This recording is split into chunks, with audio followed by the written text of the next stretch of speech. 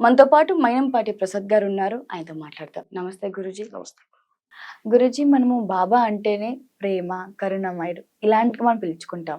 ఆయనకు కూడా ఒక 2, 3 సందర్భాల్లో కోపం వచ్చిందని మనం విన్నాము. సో దాని గురించి మీ మాటల్లో. సాయిబాబా 2, 3 సార్లు కాదండి. చాలా సార్లు కోపం వస్తుండేది.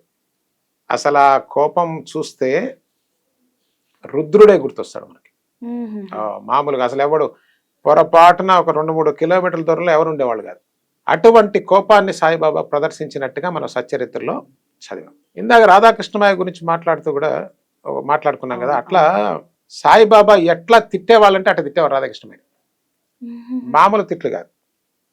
అంటే అసలు ఆ జోన్ అర్థం చేసుకోవడం మనకు అర్థం కాదండి. మనం ఆ స్థాయిలో లేం. మన తెలిసి తెలియకుండా చాలా మంది రకరకాలుగా మాట్లాడుతూ ఉండడం కూడా ఈ మధ్య మనం వింటూ ఉన్నాం. అది వాళ్ళ యొక్క అజ్ఞానానికి ఒక చిహ్నం అంతే. They have no idea what it is. రాధాకృష్ణమాయని అడిగితే చెప్తుంది సాయిబాబా కోపం గురించి కదా. మనం ఏం చెప్తామండి? మనమెంత, మన బతికెంత, మన భక్త పాడ, అసలు మనంతా ఈ ప్రపంచంలో కొట్లాట ఇదే కదా. బాబా గురించి చెప్పాలి, భక్తులుగా చెప్పాలి. భక్తుడు రాధాకృష్ణమాయ అనుకున్నాం కదా. ఈ ఉదాహరణ చెప్తే మీకు అర్థం అవుతుంది. రాధాకృష్ణమాయని భయంకరంగా తిడితే సాయిబాబా దగ్గర ఉన్న వాళ్ళు ఉంటారుగా కొంతమంది, విషయాన్ని చేరవేసే బ్యాచ్ ఉంటుందిగా, వాళ్ళు వెళ్ళి రాధాకృష్ణమాయ చెప్పేవాడు. ఇంకోటి, రాధాకృష్ణమాయ ఎప్పుడు కూడా సాయిబాబా ఎదురు పడేవారు కాదండి. ఆమెను అక్కడే ఉండమనేవారు. అది రాధాకృష్ణమాయ గురించి ఎంత అని చెప్పచ్చండి. రాధాకృష్ణమాయ ఎంత శక్తివంతురాలు తెలుసా? మీకు ఒక మాట చెప్పకుండా ఉండలేకపోతున్నా.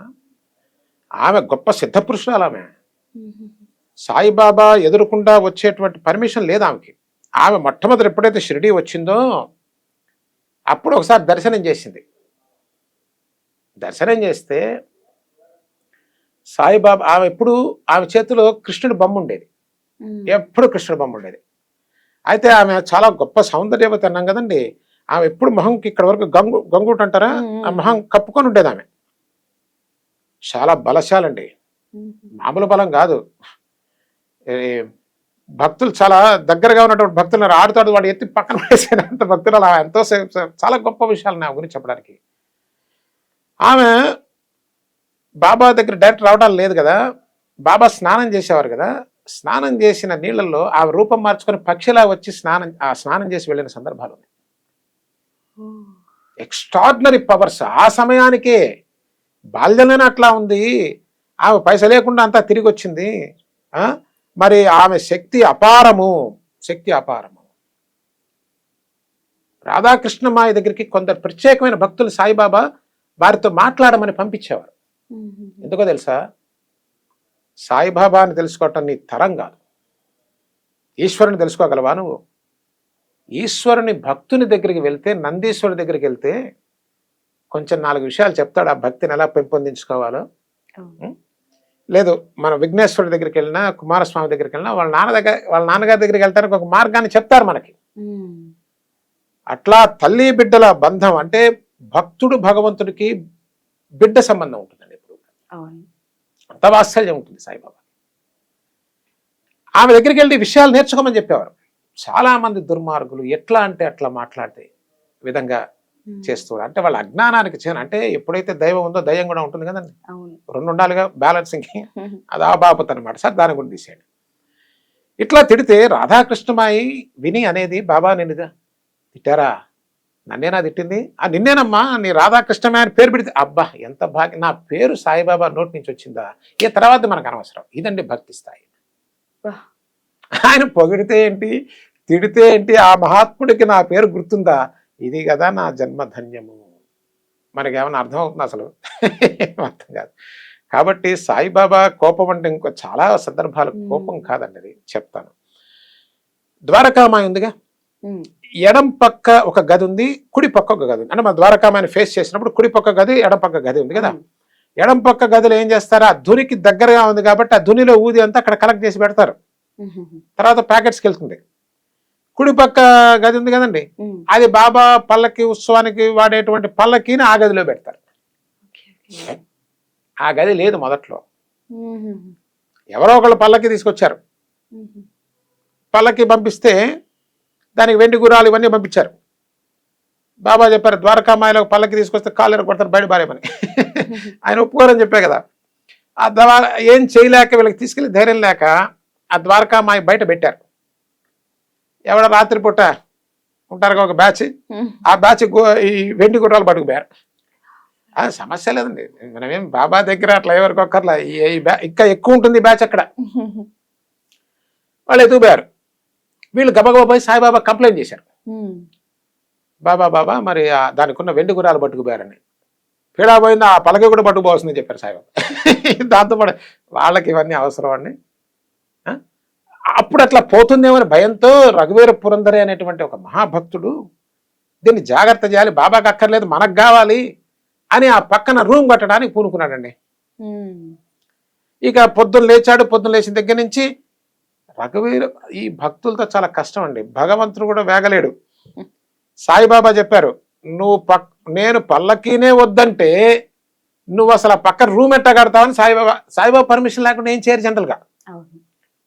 పురందరే మహాభక్తుడండి, మీరు సామాన్యం కాదు. అంటే రాధాకృష్ణమాయ ఆ కోవకు చెందినటువంటి పురందరే ఆ స్థాయిలో ఉన్న భక్తుడు ఇతను కూడా.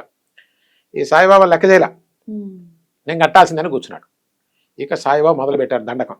ఇది తిడుతూనే ఉన్నారు, ఒరే అసలు నువ్వు వద్దు, నీ భక్తి వద్దు, నువ్వు ఇక్కడి నుంచి పోతావా లేదా, చంపుతా నరుకుతా అని తిడుతూనే ఉన్నారు సాయిబాబా. ఈ రాళ్ళు ఇసరైపోవటం. ఆయన ఏం చేస్తున్నా సరే ఈయన ఒక్కడే కూర్చొని ఆ గోడ కడుతున్నాడు. ఆ మట్టి ఏం పెట్టుకున్నాడో పాపం ఆ మహానుభావుడు, దానికి ఒక చిన్న గోడ కట్టాలన్నాడు. పైగా ఏం చేశాడు, ఈ బాబా బయటికి వెళ్ళి వచ్చేటప్పుడు ఈ దూరం వేసి సపోర్ట్ చేయాలిగా, ద్వారకామాయికి బజ్జం పెట్టాడు. ఇక సాయిబాబా వచ్చి గాల్లో లేచారు, నువ్వు అట్లాంటి వాడు ఇట్లాంటి వాడు, అసలు నువ్వు ద్వారకా బగడ కొట్టేట్టున్నావు, ఇది మొత్తం పడగొట్టాడు, అసలు నువ్వు పోతావా లేదా చంపుతా అని తిట్టారు. తిడుతూనే ఉన్నాడు సాయిబాబా, తిడుతూనే ఉన్నారు కూర్చొని. అక్కడ పోవటానికి భయపడుతున్నారు జనం అందరూ. ఈ సీన్ ఇది. ఈయనేమో ఇక్కడ కడుతూనే ఉన్నాడు, కానీ మీదకి వచ్చేది కొట్ల చేస్తూనే ఉన్నాడు. కొట్టేంత పరిస్థితి అక్కడ. చివరికి 11 అయింది, 12 అయింది, 1 గంట అయింది, 2 గంటలైంది. పోడే చివరికి సాయిబాబా అంటారు, ఒరేయ్ నా కడుపు ఆకలితో మాడిపోతున్నది, నువ్వు అన్నం తినలేదురా. ఇదండి, నువ్వు పోయి ఫస్ట్ అన్నం తినరా.